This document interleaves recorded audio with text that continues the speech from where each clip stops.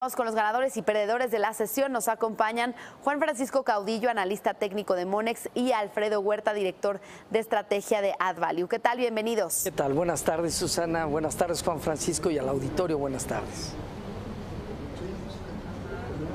Hola, ¿qué tal, Susana? Muy buenas tardes. Un saludo, Alfredo.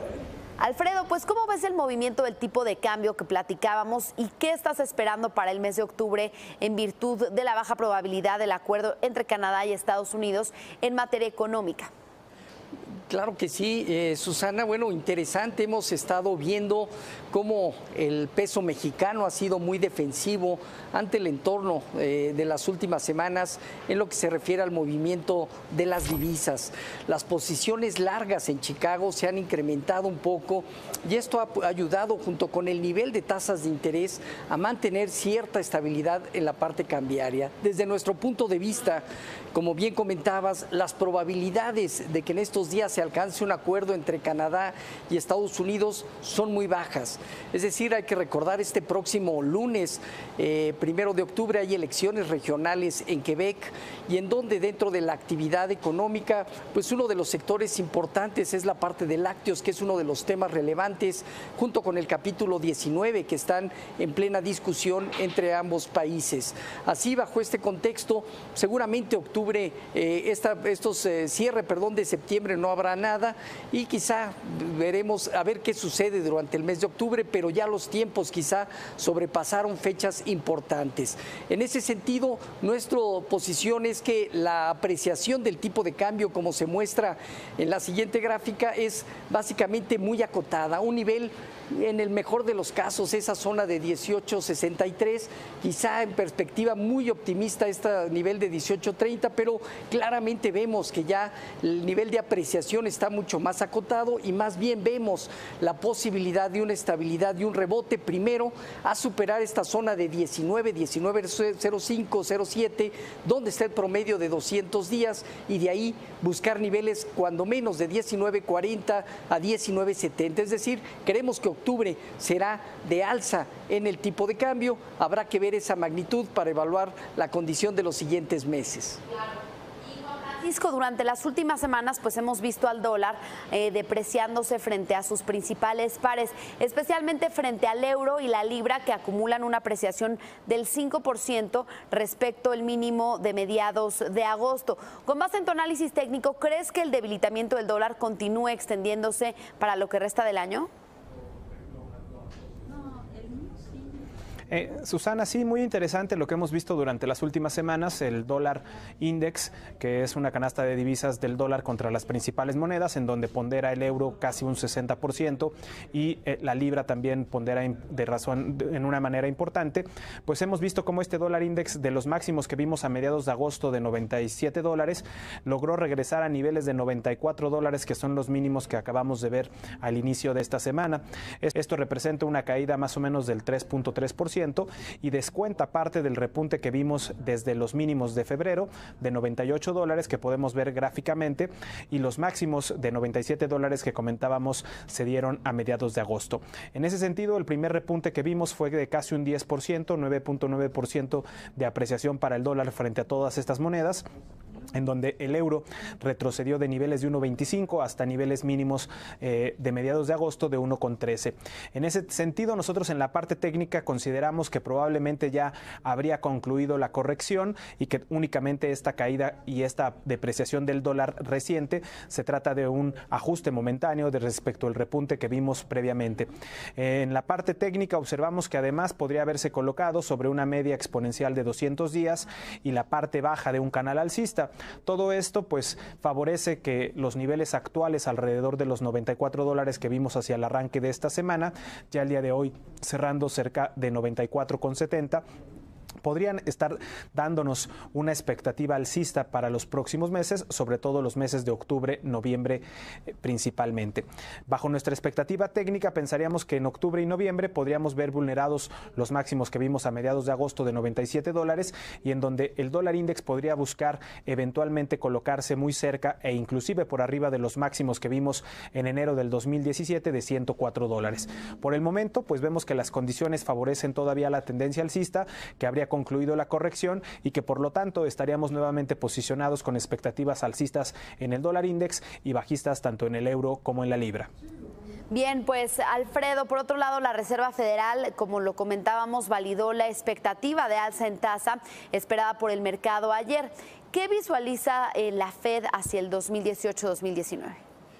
Claro que sí, Susana, ya lo habían comentado con nuestros colegas de Signum. Importante es el hecho de que la economía atraviesa por un momento pues muy positivo de la actividad económica. Ahí en ese sentido, bueno, pues evaluamos un poco las proyecciones económicas que manifiesta la Fed y ubicamos justamente lo que pensaban durante la reunión de junio y lo que pensaron ahora en esta última reunión.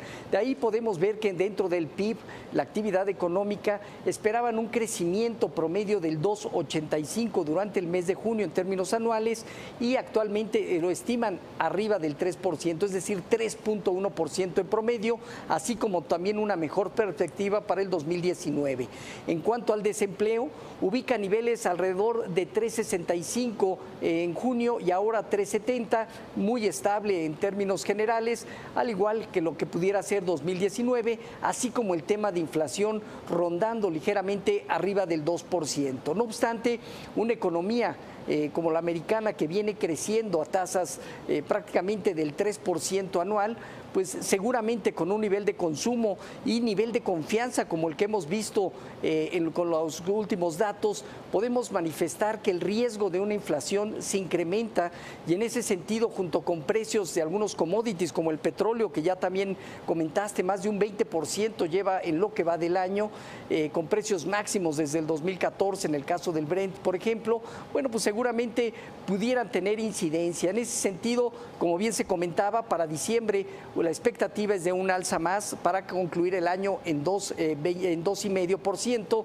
y la posibilidad de 3 incrementos durante el 2019 hasta el 3,25, que es un nivel promedio ya que se ha tenido de los últimos años. Así que, en resumen, es un alza en donde ya la parte acomodaticia estaría dejando de ser, se estaría evolucionando ya en función de este nivel de crecimiento, pero con el riesgo, y eso sí, por el nivel de cómo están los nodos de los bonos del Tesoro en máximos, en algunos de ellos de 10 años llegaron a estar. Importante es que cualquier detonante va a hacer que la Fed sea un poco más agresiva. No dudamos que pudiera haber algún incremento arriba de 25 puntos base durante el 2019, pero tienes en antesala también cuestionamientos como es la tensión comercial principalmente y los resultados propios de estas elecciones que tendrán en noviembre. Así que esa será una decisión donde la política monetaria pues seguirá desde luego su cauce de normalización, pero con riesgos en algún momento del 2019 de tener mayor velocidad. Y precisamente, Juan Francisco, ante esta decisión, la Fed pues dejó ver en su comunicado un tono más hawkish ante la posibilidad de subir la tasa una vez más en diciembre. ¿Crees que el mercado de tasas en Estados Unidos está considerando un incremento más de la tasa de referencia para finales del año? Sí, Susana, como bien apuntas, digamos que el comunicado dejó ver la posibilidad de que inclusive podríamos ver un cuarto incremento de tasa en este año 2018. Recordemos que hacia finales del 2015 la Fed inició con esta política de aumentar tasas. Lo hizo una vez a finales de 2015, otra vez a finales de 2016, en 3 ocasiones en 2017 y con la decisión de esta semana también ya llevaríamos 3 aumentos de tasa de 0.25 o de 25 puntos base en este año. En ese sentido, nosotros vemos en la parte gráfica, en la parte técnica, que probablemente el mercado está viendo muy probable ese nuevo incremento o este último incremento del año, en lo que nos colocaría con 4 incrementos en este año 2018. Y esto lo vemos en la tendencia de alza que ha presentado el bono de 10 años en Estados Unidos, el cual alcanzó máximos esta semana nuevamente en el año de 3.11% y en donde esperamos que pudiera colocarse hacia el cierre del año entre 3.3 y 3.5%. Esto obviamente nos hablaría de que el mercado está viendo que podríamos ver esta alza adicional en diciembre para colocar 4 alzas en este 2018, que como ya comentaron en la parte fundamental, pues estaría fundamentado precisamente en que los niveles de crecimiento, los niveles de inflación y el desempleo pues están haciendo para la Fed más probable y más fácil que pueda continuar con esta política de incrementar tasas. En la parte técnica nosotros hemos estado advirtiendo desde mediados de agosto que probablemente la tendencia alcista de la tasa continúe extendiéndose para el bono de 10 años y colocarse en este rango objetivo entre 3.3 y 3.5%, lo cual nos estaría hablando de que el mercado está prácticamente descontando o haciendo ver que es muy probable que la Fed aumente por cuarta ocasión en 2018 la tasa de referencia. Bien, pues muchas gracias por este análisis, Juan Francisco Caudillo y Alfredo Huerta. Muy buenas tardes.